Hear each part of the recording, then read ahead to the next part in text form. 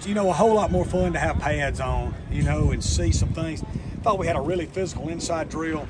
Thought it was the best punt period we've had since we've been here. Just the physicalness of the punt protection with the amount of players we have, our big guys in the shield. I mean, there was freaking snot bubbles being knocked out, and we didn't have it. We were looking around during it, and I looked at Jay Stanley, and I said, boy, this is fun. And he said, Coach, we couldn't practice like this last year. I said, I no doubt. And so, you know, like I said, we're not a finished product, but, boy, we got pieces to work with, and as a coach, that's what you want. You want kids that have ability, that have attitudes, and want to be coached, and we've got that. I can't say enough about, you know, Coach Ankar and Mitch Williams and Reed Stringer and the development overall of our culture and the way our kids work. It was a good day today. Saw some good, saw some bad. Dalen Gill's a guy that's flashed the first few days with how hard he plays. You know, he's a really talented guy, but and that's what you expect from Louisville, Mississippi, right? What do they got, like 9 state titles? I don't want to shortchange them, and Wildcats will get mad at me, but, I mean, the kids that grow up in Louisville, man, they love football, and Dalen loves it. Jay Stanley's had a really good camp. You know, he had 2 great days. We'll have to see the tape from today, and, you know, so that will open it up. Coach, offensively, you guys, and I've noticed, I guess you're trying to work on your line and trying to get things going. I see a lot more ground game and a lot of short passes. Just go through me with that. Is that just the process, or is it some type of plan y'all plan on having? Yeah, well, no, I mean, we've always, you know, Sam and I have always built our offenses on establishing a run and being efficient in the passing game. We've been that everywhere. That's why we've been able to, that stood the test of time at every level. You know, to put a ring on your finger, you have to find ways to run the football, and you've got to be extremely efficient in the passing game. We've been able to do that. It's just day 3, so we're just installing. This is the 3rd installation of our base offense. But that's every day, you know, there'll be multiple pieces. We're able to work some 3rd and medium today. It's first day of working some 3rd down. We'll get to some 3rd and long tomorrow. But I'm pleased with overall progression, you know, of our quarterbacks and O-line, which was the biggest question marks from last year, right? We didn't play well at either spot. I think we're much better now. Are we a finished product? No, but we are moving in the right direction. Will, kind of along the same lines, I mean, first day of pass, just curious what you thought of your O-line today. Yeah, you know, I thought we were extremely physical in inside drill. That on both sides of the ball. I mean, that was just a great period of contact, double teams, getting off blocks, blocking. You know, I thought we had some good plays offensively, some good plays defensively today, which is what you want to see as the head coach. You know, we had our first turnover today in 3 days offensively, and it was on a ricocheted pass that should have been caught. So I've been really pleased with our quarterbacks that we haven't been throwing it to the other team. We had one that should have been a pick today, and the defense dropped it. But overall, we protected the football, and that's what we're preaching. You know, to win, you got to first do the things that, you know, to stop doing the things that make you lose. Coach, could you talk a little bit about how big it is for you to have some concept continuity with Coach Greg?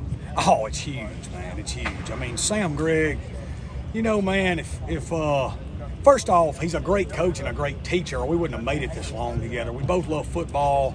We're both junkies.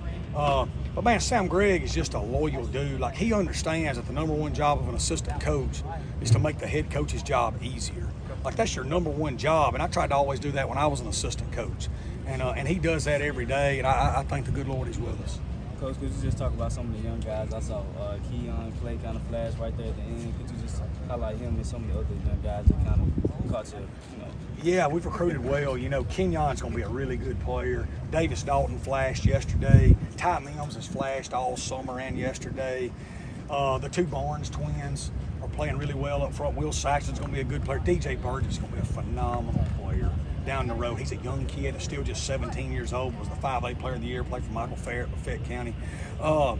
Cam Knox, going to be a really good player. Mario Wilburn at linebacker.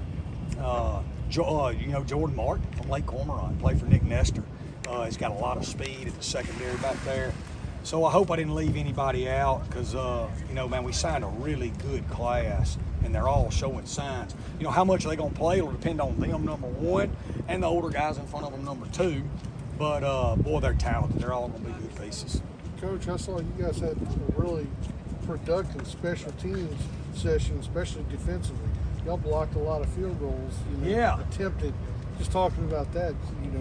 Yeah, first day of going live field goal. We'll have to see what the issues were with the protection, but it was great to see guys getting in there. Got our hand on 2 of them, I think, out of the 8 we kicked or whatever. So we'll look at it and see what happened. A lot going on in there for me to single anybody out. But yeah, we practiced punt and punt block today, and I thought we had unbelievable work and physicality and field goal in all 3 phases. kind of talk about the difference having 85 quality guys out there is when, I mean, just good on good, 1 through 3. You're getting so many more quality reps. Yeah, I mean, we went 28, 48 plus 18 is 66 plus 30. We went 96 reps today. You know what I mean? Like, man, you can't do. We would have had no chance at that last year. So that's just the cumulative effect of work, right?